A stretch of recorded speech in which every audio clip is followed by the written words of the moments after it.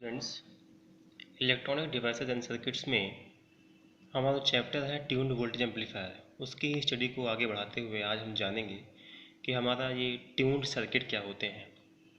कल हमने जाना था कि ट्यून्ड वोल्टेज एम्पलीफायर क्या है, ट्यून्ड क्या काम करता है, और हमने ये भी जाना था एक टॉपिक हमारा classification of amplifier on the basis of frequency. आज हम जानेंगे कि ट्यून्ड सर्किट क्या होते हैं। तो आपको बता दें कि ट्यून्ड सर्किट हमारे जो होते हैं उनको हम रिजोनेंट सर्किट भी बोलते हैं, यानी कि इन्हें हम अनुनाद परिपथ भी बोलते हैं। तो ये जो ट्यून्ड सर्किट आपका है ये बेसिकली बनता है इंडक्टर और कैपेसिटर से, एल और सी। जब हम इंडक्टर और कैपेसिटर को आपस में कनेक्ट करते हैं तो हमें ट्यून्ड सर्किट प्राप्त होता है। अब इंडक्टर्स और कैपेसिटर्स को हम दो प्रकार से कनेक्ट कर सकते हैं, ये तो सीरीज़ में या फिर पैरेलल में। इस आधार पे हमारे ये ट्यून्ड सर्किट दो प्रकार के हो सकते हैं। एक होता है हमारा सीरीज़ ट्यून्ड सर्किट और दूसरा होता है parallel tuned circuit. Series tuned circuit को ही हम सीरीज़ रिजोनेंट सर्किट भी कहते हैं और पैरेलल ट्यून्ड सर्किट को ही हम पैरेलल रिजोनेंट सर्किट भी कहते हैं।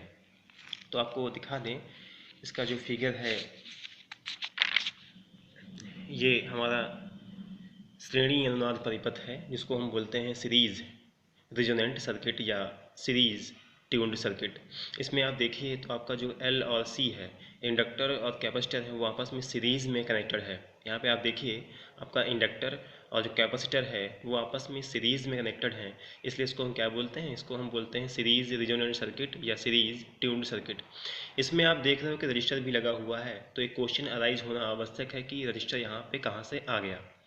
तो ट्यून्ड सर्किट में हम रजिस्टर्स नहीं लगाते हैं। ट्यून्ड सर्किट बेसिकली आपका बनता है इंडक्टर और कैपेसिटर से ही।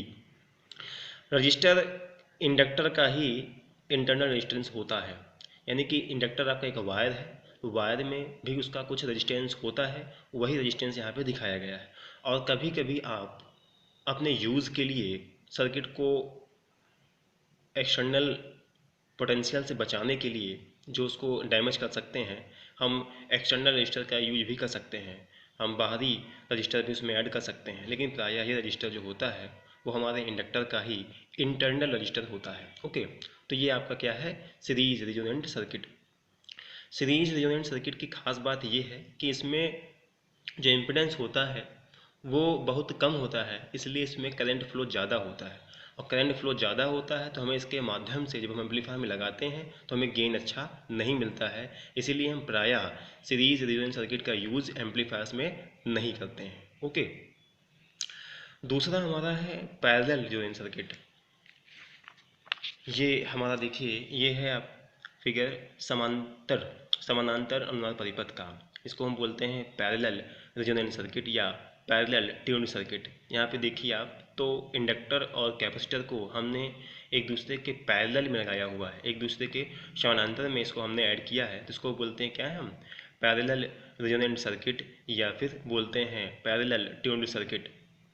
आर यहाँ पर रजिस्टर वही है, इंडक्टर का है, इंटरनल रजिस्टर है। ठीक है, यहाँ पे इसकी जो खास बात ये है कि इसका जो इम्पिडेंस होता है वो बहुत अधिक होता है, तो इसमें करंट बहुत कम फ्लो करती है। करंट फ्लो कम होती है तो इसका लॉस भी कम होता है, पावर लॉस भी कम होता है, और हमें गेन ज़्यादा मिलता है जब हम इस सर्किट को एम्पलीफायर के साथ जोड़ते हैं। प्रायः हम क्या करते हैं कि इसी पैरेलल ट्यून सर्किट को ही एम्पलीफायर में जोड़ते हैं सिग्नल को एम्पलीफाई करने के लिए। ओके, इस पैरेलल ट्यून सर्किट को हम टैंक सर्किट भी कहते हैं, क्योंकि ये टैंक के फॉर्म में है तो इसको हम टैंक सर्किट भी कहते हैं। और टैंक सर्किट को हम प्रायः क्या करते हैं, एम्पलीफायर में ऐड करते हैं और उसके माध्यम से हम सिग्नल को एम्पलीफाई करते हैं। कैसे, सिग्नल की फ्रिक्वेंसी मैच करती है, जो हमारा सिग्नल है वीक एसी सिग्नल है उसकी फ्रिक्वेंसी मैच करेगी इस ट्यून सर्किट के रेजोनेंस फ्रिक्वेंसी के। जो हमारा ये ट्यून सर्किट है इसमें एक फ्रिक्वेंसी होती है एल और सी के कारण, वो होती है रेजोनेंस फ्रिक्वेंसी एफ आर। उसकी फ्रिक्वेंसी हमारे जो इनपुट सिग्नल है उसकी फ्रिक्वेंसी से मैच करती है, तो उसको हम क्या करते हैं, सेलेक्ट करते हैं, इसके माध्यम से उसका हम चयन करते हैं और क्या करते हैं, उसे हम with the help of amplifier amplify कर देते हैं। क्योंकि ट्यून सर्किट की जो कार्य है, जो मेन वर्क है, वो क्या है, किसी खास फ्रिक्वेंसी का चयन करना, किसी खास फ्रिक्वेंसी को सिलेक्शन करना। जब ये फ्रिक्वेंसी मैच करती है एफ आर रेजोनेंस फ्रिक्वेंसी इस सर्किट की, हमारे इनपुट सिग्नल की फ्रिक्वेंसी से, तो दोनों का सिलेक्शन हो जाता है और एम्पलीफायर के माध्यम से उसे क्या करते हैं, एम्पलीफाई कर देते हैं। कैसे एम्पलीफाई करते हैं, इसके लिए हम जानेंगे कि ट्यून सर्किट हमारे कौन कौन से हैं। तो हम अपने अगले वीडियो लेक्चर में ट्यून सर्किट के टाइप्स पढ़ेंगे, दोनों सिंगल ट्यून सर्किट और डबल ट्यून सर्किट। ओके बेटा, थैंक यू।